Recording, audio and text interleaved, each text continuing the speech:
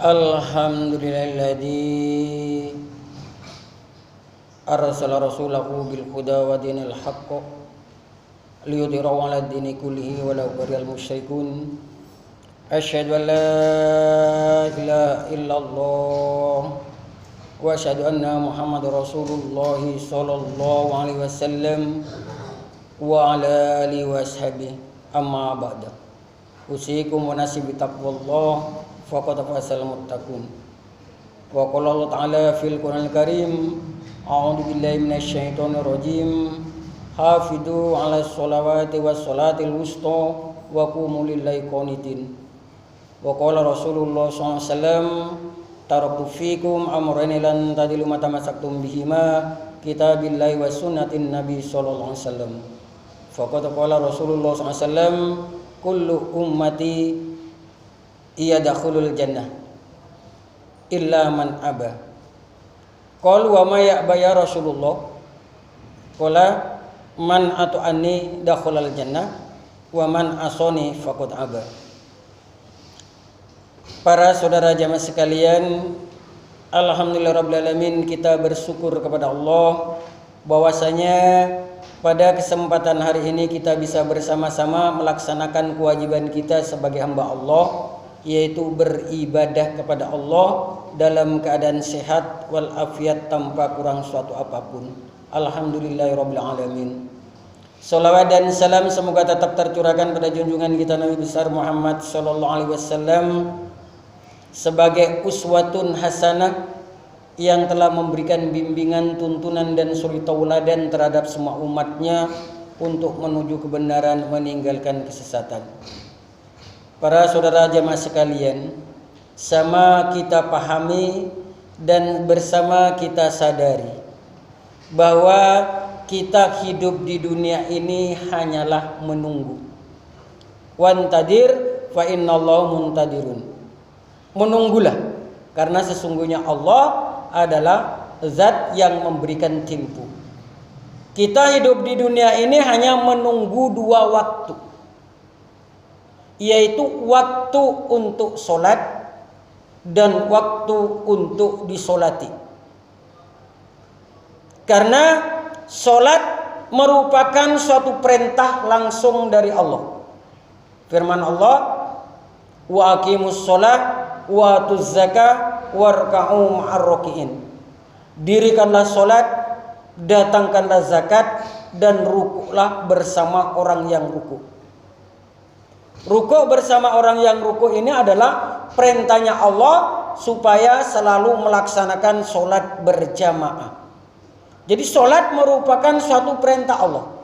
Sabda Rasulullah SAW, as-solatu imaduddin, man hafidaha faqad hafidadina, wa man dayaha fahuwa lima siwa'adiya. Salat adalah tiang agama. Barang siapa yang menjaga pada salatnya berarti menjaga pada agamanya. Dan barang siapa yang telah menyia-nyiakan pada salatnya, maka selain dari salat akan tersia-siakan. Karena salat inilah yang pertama kali nanti dihitung oleh Allah di hari kiamat. Awwalu ma yuhasabu yaumal qiyamati sholat. Faman sholaha sholaha sairil amal, wa man asaa asaa sairil amal. Faman tadayaha faqala tabarakallahu ta'ala unduru hal tajiduna ala abdina filah. Pertama kali nanti yang dihitung, yang dihisab di hari kiamat adalah solat. Apabila solatnya baik, maka baiklah seluruh amalnya. Jadi semua amal tidak diperhitungkan lagi kalau sudah solatnya baik. Dan kalau solatnya jelek, maka semuanya jadi jelek. Faman tadayaha faqala tabarakallahu ta'ala unduru hal tajidu ala abdina filah. Barang siapa yang telah menyanyiakan pada sholatnya, maka Allah masih memberikan tempo, diberi tunggu oleh Allah. Coba wahai malaikat, lihatlah apakah mereka punya amalan-amalan sunnah. Maka amalan-amalan sunnah tutimuna biha alal faraidi, Jadi amalan-amalan sunnah inilah yang akan menyempurnakan terhadap sholat wajib yang telah disia-siakan. Maka kalau kita setelah sholat wajib, maka hendaklah memperbanyak sholat-sholat sunnah. Hafidhu ala sholawati wa sholatil wusta wa qumu lillahi qanitin. Jagalah sholatmu.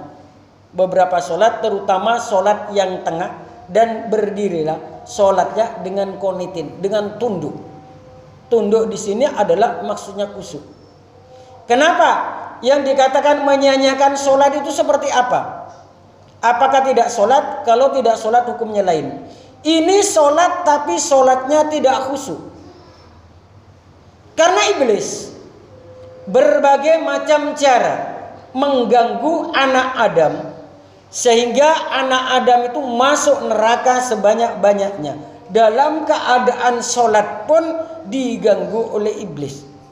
Iblis mengutus anaknya yang bernama Kanza atau Ahzan, yang diutus untuk mengganggu orang yang lagi sholat. Ini bersama bala tentaranya.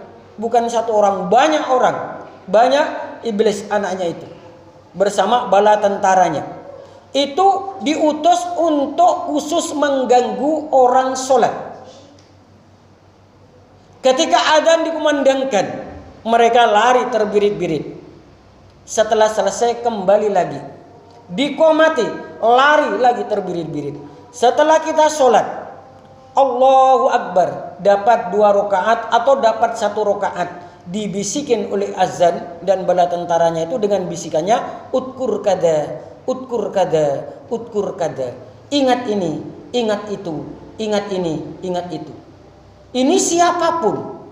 Bahkan Rasulullah sendiri itu pernah dibisikin sehingga sholatnya lupa.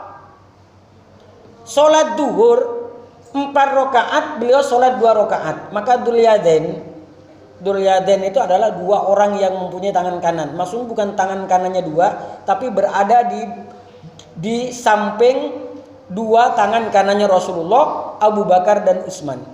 Jadi Abu Bakar dan Umar. Abu Bakar dan Umar tidak berani menegur Rasulullah, tapi beliau berani menegur. Ya Rasulullah, apakah sholatnya dikosor? Tidak. Tapi kenapa sholatnya 2? Ditanyakan pada Abu Bakar, betul Abu Bakar? Betul. Ditanya pada Umar, betul. Akhirnya Rasulullah berdiri 2 rakaat menambah dan diakhiri dengan sujud sahwi. Sujud sahwi itu sujud 2 sujudan. Ini semua ya. Kalau Imam Syafi'i itu pakai tasbih. Tapi kalau Imam Hanafi, Imam Malik itu tidak membaca apa-apa karena tidak. Jadi sama benarnya, jangan disalahkan. Itu sama benarnya. Jadi sujud 2 rakaat, sujud 2 sujudan. Itu sujud sahwi itu bagi yang lupa gerakannya.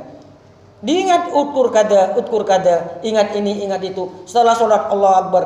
Jadi uangnya yang hilang bertahun-tahun itu sudah lupa, tapi setelah waktu sholat ingat, oh iya uang saya ada di situ. Kadang-kadang pikirannya ingat kemana-mana, kantornya juga diingat. Lah ini bagaimana caranya? Kalau sudah demikian itu fokuskan pada bacaan. Jadi inilah yang dimaksud dengan menyia-nyiakan sholat. Maka dari itu kita sebagai orang iman, orang yang telah dipilih oleh Allah, diberi hidayah, diberi petunjuk, ini supaya berusaha semaksimal mungkin melaksanakan kewajiban kita sebagai hamba Allah, karena ini merupakan suatu ikrar kita. Kita telah berikrar kepada Allah. Sebelum janin umur 120 hari kita mengadakan perjanjian dengan Allah. Isi perjanjiannya, alastu birabbikum, bukankah aku ini Tuhanmu? Kalau janin tersebut menjawab, qalu bala sayyidina, ya kami menyaksikan, maka dihidupkan oleh Allah karena sanggup memikul amanah yang telah dibebankan oleh Allah. Umpamanya dia tidak menjawab, maka dimatikan oleh Allah. Nah, kita yang menjawab, yang hidup pada saat ini adalah orang-orang yang menjawab. Jadi kita itu sebenarnya sudah Islam di dalam rahim ibu, tinggal tergantung dari kedua orang tuanya dijadikan Yahudi atau dijadikan Nasrani. Itu. Jadi kita sudah Islam di dalam perut ibu. Kemudian kita Setelah lahir kita bersyahadat, asyhadu an la ilaha illallah wa asyhadu anna muhammadar rasulullah. Maka sahlah Islam kita. Setelah ada orang bersyahadat itu, terus setiap pulang, ini orang Badui, terus Rasulullah ditanya pada sahabat, itu sudah iman ya Rasulullah? Bukan, jangan katakan iman, dia masih Islam. Jadi kalau sudah membaca 2 kalimat syahadat itu adalah Islam, belum mencapai keiman. Bagaimana prakteknya mencapai iman? Itu kalau sudah menegakkan semua Islam. Hadis Bukhari yang masyhur dari Abdullah bin Umar. Abdullah bin Umar qala Rasulullah sallam, buniyal Islam alal khamsin. Terbangunnya Islam, tegaknya Islam itu karena 5. Syahadati an la ilaha illallah wa anna muhammadur rasulullah. Pertama, mensaksikan bahwa tidak ada Tuhan yang layak disembah di muka bumi adalah kecuali Allah dan Muhammad adalah utusan Allah. Ini sah Islam kita. Kemudian watikumis sholat, mendirikan sholat. Nah, sholat inilah yang menentukan seseorang masuk surga dan nerakanya seseorang, dan penentu dialah menjadi orang iman yang hakiki. Maka dari itu kita harus berusaha semaksimal mungkin melaksanakan sholat, istiqomah di dalam mengerjakan sholat 5 waktunya tersebut, sehingga kita mati sewaktu-waktu dijadikan oleh Allah husnul khotimah, dan mati sewaktu-waktu bisa masuk surga selamat dari nerakanya Allah. Semoga dalam proses menunggu 2 waktu ini Allah selalu memberikan kesehatan, Allah selalu memberikan kesempatan, ketetapan iman, sehingga dari waktu ke waktu keimanan kita semakin meningkat, yang pada akhirnya Allah semakin cinta pada kita. Kalau Allah cinta pada kita, yuhibbu lakum wa yaghfir lakum dzunubakum wallahu ghafurur rahim. Apabila Allah telah cinta pada kamu sekalian, maka Allah akan mengampuni dosa-dosa kamu sekalian dan dimasukkan dalam surganya Allah, insya Allah. Semuanya dari Allah, kita kembalikan pada Allah. Barakallahu fil hadim wa naf'ani bima fi minal ayati wa dzikril hakim. Innahu ta'ala jawadun karim, malikum barur rahim, wa nastaghfirullah innahu al ghafurur rahim.